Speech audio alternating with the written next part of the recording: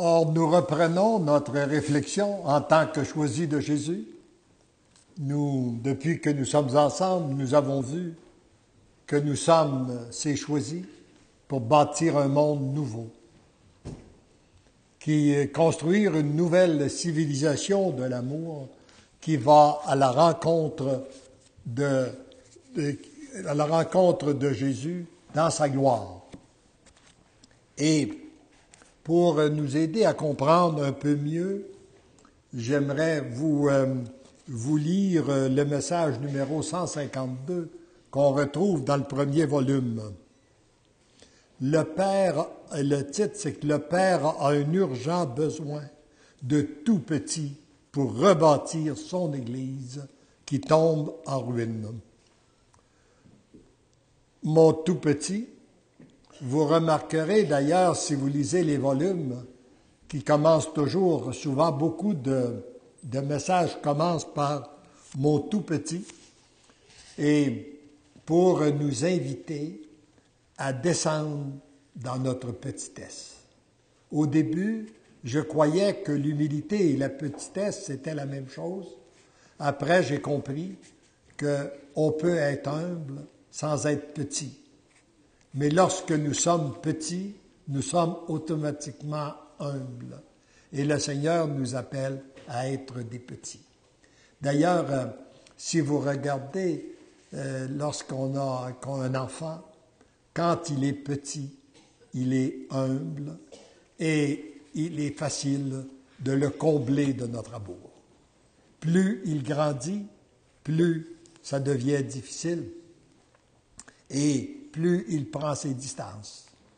Et c'est la même chose. Alors donc, c'est la même chose que Dieu avec nous. Il nous invite à redevenir de plus en plus petits pour être comblés de son amour. Alors, mon tout petit enfant, c'est ça, et d'autre part, quand je vous lisais un item, si vous lisez ces livres-là, ne les lisez pas pour savoir ce que Jésus a dit à Léandre.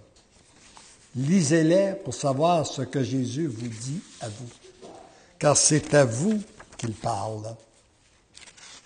Je vous resitue dans le prologue. Ce que je fais en toi et à travers toi, en ce moment, je le ferai en toute personne et à travers celle qui lira ces lignes et me donnera son consentement. J'en fais la promesse, elle recevra le même amour que je déverse en toi en ce moment.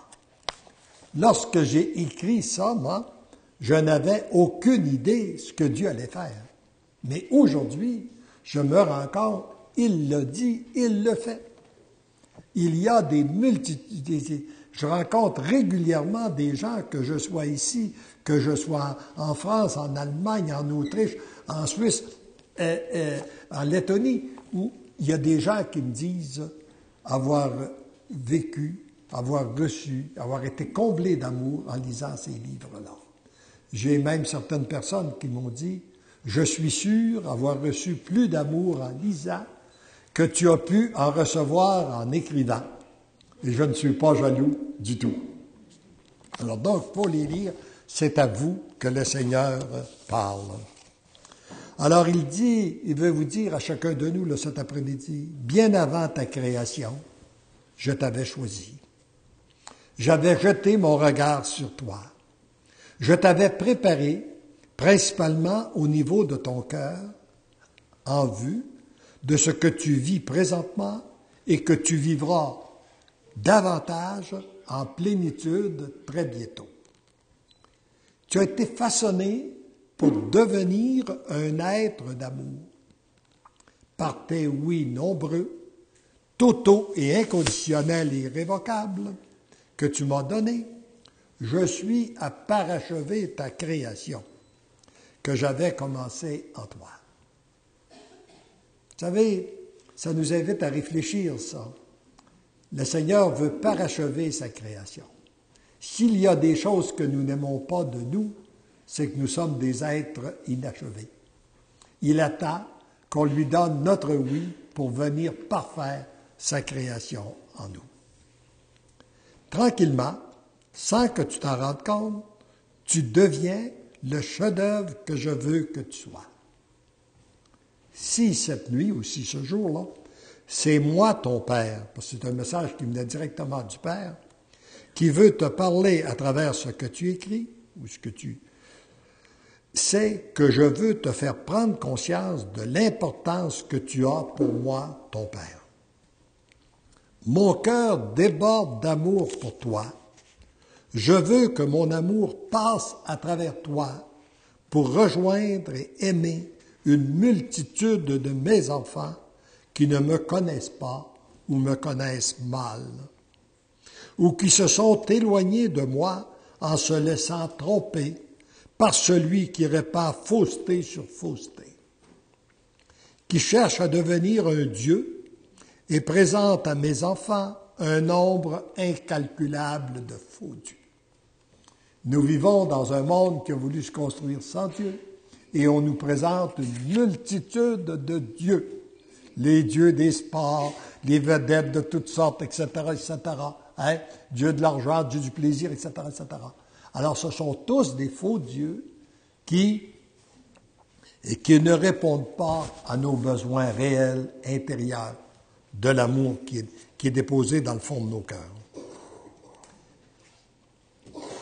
Un homme, bon, alors qu'il paraît être le plus puissant qu'auparavant, s'étant infiltré. Alors là, voyez-vous, on parle de l'ennemi, là.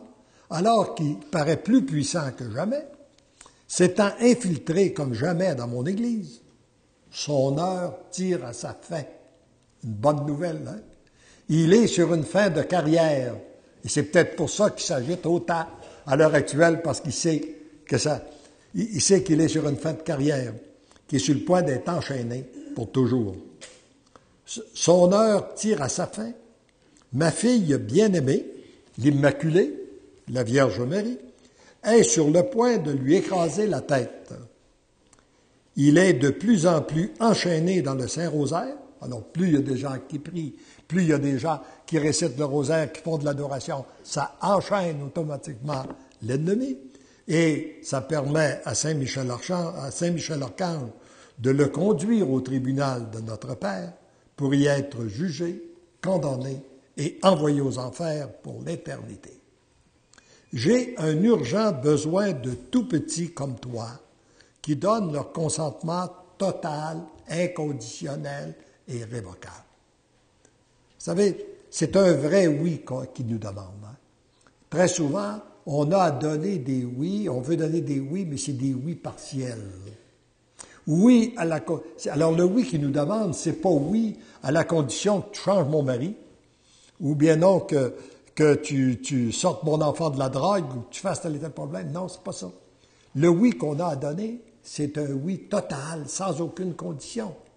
Ça me fait penser à la fin d'une retraite en France.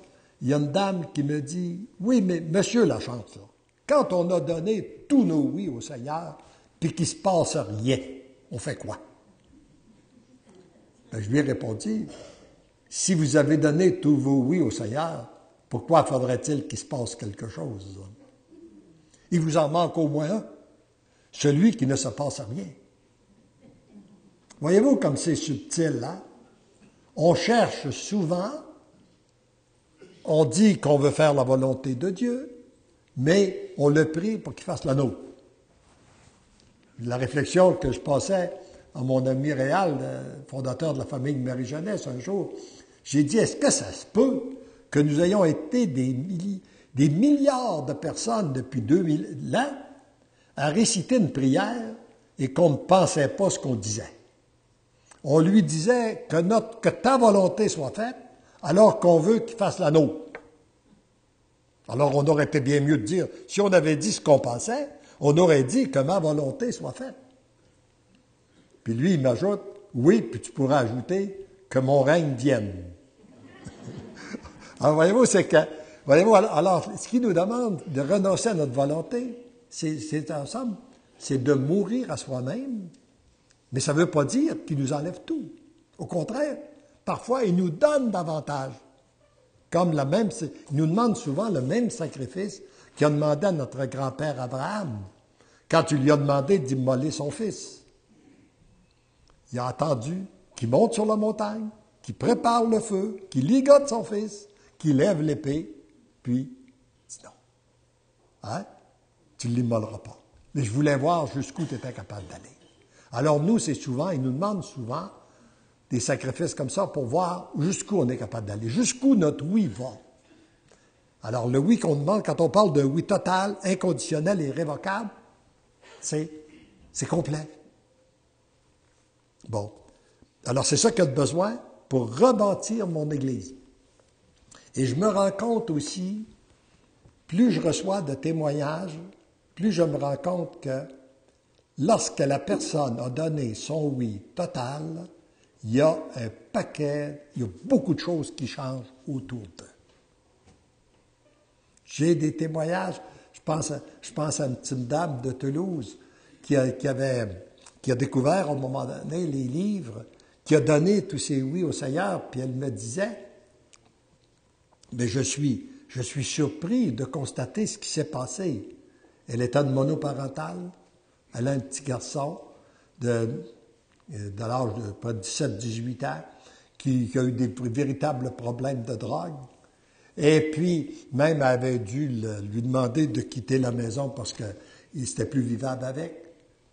Puis elle dit, quand j'ai donné mon oui au Seigneur, puis tout ça, tout à coup, il m'est arrivé, puis il me dit, mais maman, je pense à ça, là. Tu as été une bonne mère pour moi. Je veux te dire que je t'aime. Elle dit, il ne m'avait pas dit ça depuis qu'il était tout petit. Voyez-vous, là, on voit changer des choses comme ça. Je recevais encore un témoignage par courriel aujourd'hui. Un couple dans la région de Joliette qui vivait de grandes souffrances de couple, enfants. Puis là, il dit, ils ont donné leur oui, puis ils voient la transformation se faire autour d'eux, à travers eux. Ça se fait à travers nous, puis ça se fait aussi autour d'eux. Bon. Alors, c'est ce oui-là qu'on a donné. Pour rebâtir mon Église qui tombe en ruine, pour marcher à la rencontre de mon Fils Jésus, afin que son grand retour se fasse dans la gloire. C'est une très grande armée que je prépare présentement. Je te choisis pour en faire partie, comme je choisis tous les tiens, ceux et celles que tu me présentes, et d'une façon privilégiée, les lecteurs des différents volumes pour le bonheur des miens, mais choisis Jésus. Votre mission, elle est simple, même très simple, trop simple pour les grands de ce monde, car il s'agit d'accueillir mon amour, de vous laisser transformer par lui, devenir ce canal où mon amour circule librement et en abondance, afin qu'il puisse rejoindre la multitude qui vous est confiée dans l'invisible et aussi dans le visible. Ça serait d'en parler ce soir. Ça se construit dans l'invisible. Il y a des choses, au moment où vous priez une journée comme aujourd'hui, le Seigneur va rejoindre des gens un peu partout à travers le monde. N'essayez pas par vos propres moyens de devenir ce canal parfait qui laisse librement circuler mon amour. Vous n'y arriverez pas. Lorsque vous constatez vos imperfections et les obstacles qui empêchent l'amour de circuler librement, vous n'avez qu'à me les remettre. Et moi, je les ferai disparaître. La mission qui vous est confiée est d'une puissance extraordinaire. Et en même temps, elle est d'une simplicité déconcertante. Trop souvent, vous croyez pouvoir devenir un être valable par votre action, alors que moi, je vous enseigne et je vous propose de me laisser faire de vous un être valable. C'est lui le Créateur.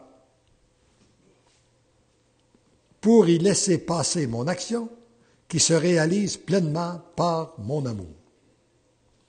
Merci pour votre docilité à vous laisser transformer par mon amour. Merci d'accueillir le trop-plein de mon amour. Merci de le laisser circuler librement à travers vous. Recevez mon baiser de Père qui fait de vous l'amour, amoureusement, votre Père, ton Père.